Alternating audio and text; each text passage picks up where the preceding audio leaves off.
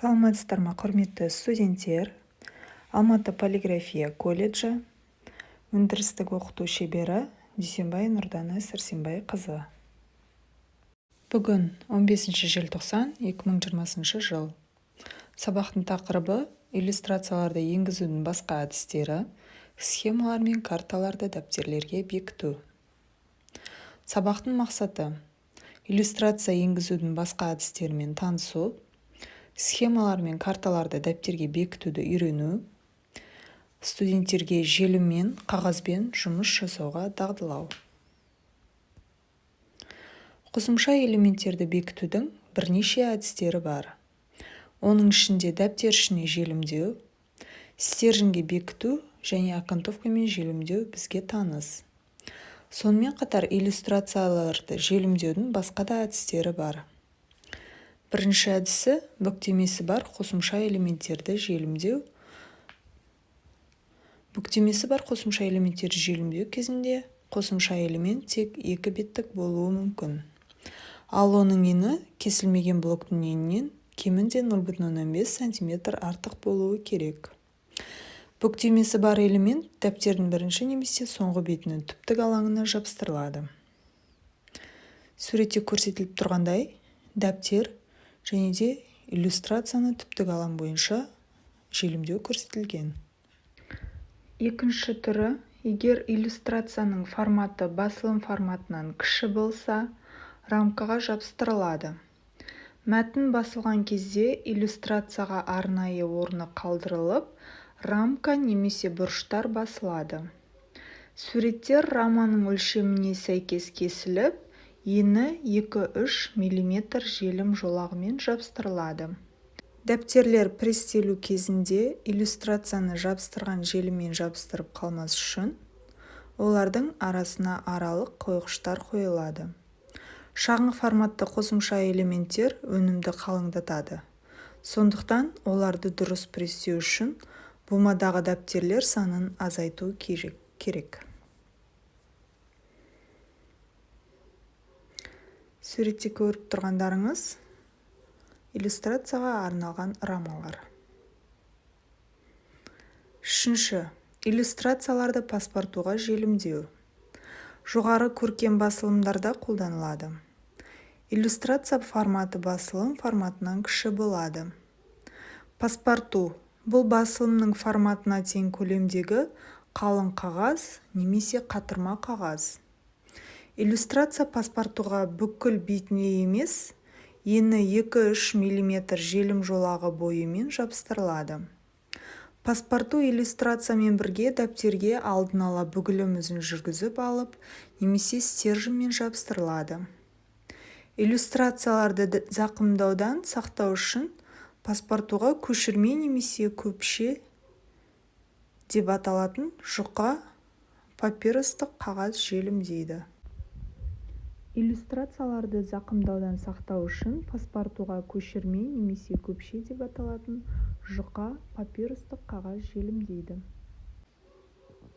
Егер паспорту үшін қалың қағаз қолданылса, онда оның түптік алаңынан ені 10-15 мм жолақ кесіледі. Бұл жағдайда стержень кесілген жолақтан 10 мм үлкенірек болуы керек. Кесілген жолақты стерженьге түптік алаңынан 5 мм шегініспен жапсырады. Паспорту оған тығыз немесе 0,5-1 мм шегініспен жапсырылады. Егер паспорту стерженьмен жапсырылған болса, кітап ашылады. Суретте көріп отырғандарыңыз рамка, паспорту және де иллюстрация көрсетілген. Төртінші түрі жамылғы мен кигізілген 4 беттік иллюстрациялар. Кейбір басылымдарда жамылып, немесе оған кигізіліп бекітіледі.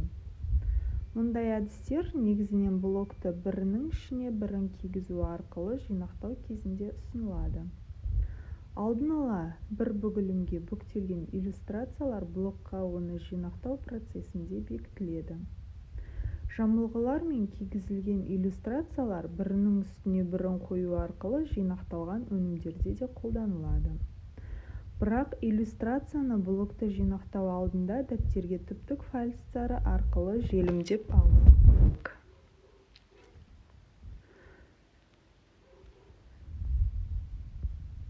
Суретте көрсетіліп тұрған схемалар мен карталар. Схемалар мен карталар аралас бүктеу әдісімен бүктемеленіп, қарапайым әдіспен және стержень көмегімен дәптерге желімделеді. Балалар, біз алдыңғы сабақта дәптерлерге иллюстрацияларды енгізудің бірнеше әдістерін қарастырдық. Яғни қарапайым әдіс, дәптердің бірінші немесе соңғы бетіне форд секілді желім жолдарымен дәптердің түптік алаңына желімдедік. Және де окантовкамен бірге желімдедік.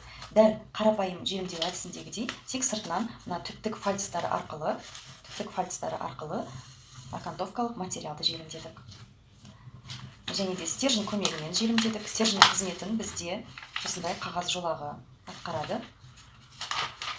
Стержень көмегімен желімдеудің екі әдісі бар. Бүктемесі бар стержень, яғни дәптерді қаптап бүгіліп түптік фальцтары арқылы желімденеді. Және де екінші әдісі ол бір беттік иллюстрациялар бүгілімсіз стерженьге желімденіп, одан кейін стерженьмен бірге дәптерге желімденеді. Сонымен қатар дәптер ішіне желімдеу. Дәптер ішіне желімдегенде екі әдіс қарастырдық. Ол яғни кірістіру әдісі, кірістіріп түптік фальцтары арқылы желімдедік. Және де дәптер ішіне енгізудің екінші әдісі ашық дәптерге салу. Дәптердің дәл ортасын ашып, түптік фальцына осындай иллюстрацияны желімдедік. Ал бүгін біз жұмыс орнымызды дайындап алдық. Яғни жұмыс орнымыз таза болу керек, үстімізде арнайы киім болу керек, және де жұмыс үстелімізде тек қана жұмысымызға қажетті құралдар ғана болуы тиіс. Біздің жағдайымызда ол үстелімізді таза ұстап тұратын осындай төсеніш, одан кейін қосымша төсеніштер, яғни қосымша қажет емес макулатура парақтары керек болады желім жағуға. Желім әрине міндетті түрде щеткалар және де таза, құрғақ шүберек керек болады. Ақ түсті болғаны абзал. Енді жұмысымызды бастайық. Мысалы, мынау бізге берілген дәптер. Осы дәптерге біз иллюстрациямызды, яғни бұл жағдайда мысалға алып отырмын, схема, карта, нұсқаулықтар болуы мүмкін. Бұл жағдайда схема деп алайық. Схеманы осы дәптерге желімдеуіміз керек. Ол үшін алдымен не істейміз? Алдымен схеманың өлшемін дәптердің өлшеміне келтіріп аламыз. Бірақ бір нәрсені ескеруіміз керек. Дәптеріміз, яғни жинақталып блок болғаннан кейін үш жағына кесіледі. Сондықтан да үш жағынан 5-5 мм-ден кем қылып бүктеп аламыз. Бүктеп аламыз. Неге былай бүктеп аламыз? Мына жағында да қалдырамыз. Мына жағынан да қалдырамыз, және мына жағынан. Үш жағынан кесіледі блогымыз. Сондықтан осылай бүктеп аламыз. Қалай бүктелді бізде? Перпендикуляр бүктеу әдісімен бүктелді. Міне, бірінші тігінен, одан кейін сол бүгілім сызығына перпендикуляр бүгілім жүргізілді. Енді мына жерде біздің дәл бүктелетін, яғни желімденетін тұсымызды қосымша бүктеп алған абзал. Немесе бүгілім ізін жүргізуіміз керек. Бізде әрине карталарымыз басқа материалдан, яғни қалыңдау материалдан болады. Сондықтан міндетті түрде бүгілім ізін жүргізіп аламыз. Сонда бізде дәптеріміз оңай ашылатын болады.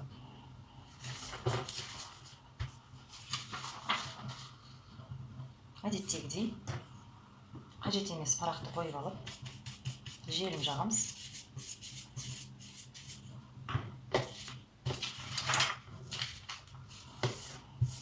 Осыған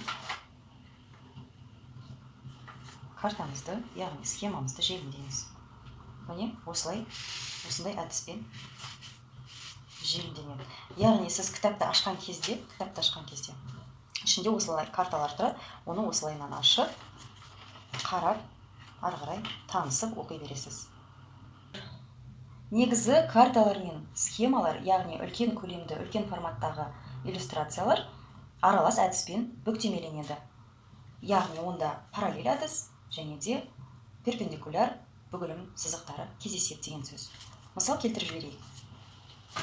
Мынау біздің дәптеріміз. мынау карта деп есептейік, иә? Мінекей, көлемі әрине үлкен.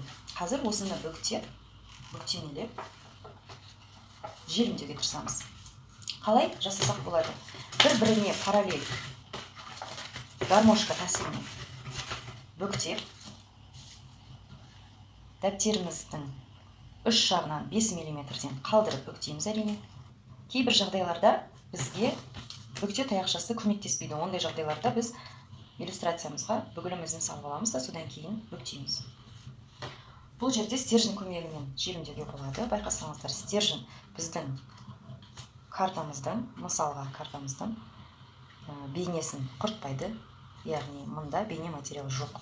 Сондықтан ешқандай да әсер етпейді. Стерженімізге желім жағып алып, оған иллюстрациямызды, яғни картамызды желімдеп аламыз. Содан кейін картамыз желімденген стерженді дәптерге желімдейміз. Түптік алаңға желім жағып, стерженді дәптерге желімдеп аламыз. Шүберекпен басып, бір жағынан сүртіп, мінекей, дайын өнімді қараймыз. Осылай ашылады. Енді паспорту. Паспортуға келетін болсақ, ол кәдімгі рама деп айттық жоғарыда. Иллюстрациямызды паспортуға желімдеу үшін алдымен осылай рама сызып аламыз. Мінекей, дәл ортасын тауып аламыз. Кесіп, осылай қайырамыз, төрт жағына қарай. Раманың ішіне рама сыздық. Осылай қайырып аламыз сызғыштың көмегімен.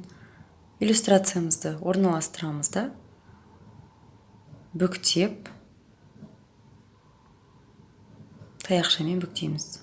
Осындай қағаз негізіндегі скотчпен желімдеп жабыстырып қоямыз да, рамаға салып қоямыз. Яғни бұл рама ішіндегі рама. Үйге тапсырма. Дәріс жазу, иллюстрацияларды енгізудің, паспортуға желімдеу және карталар мен схемаларды желімдеу әдістерін орындап, бейне материал түсіру.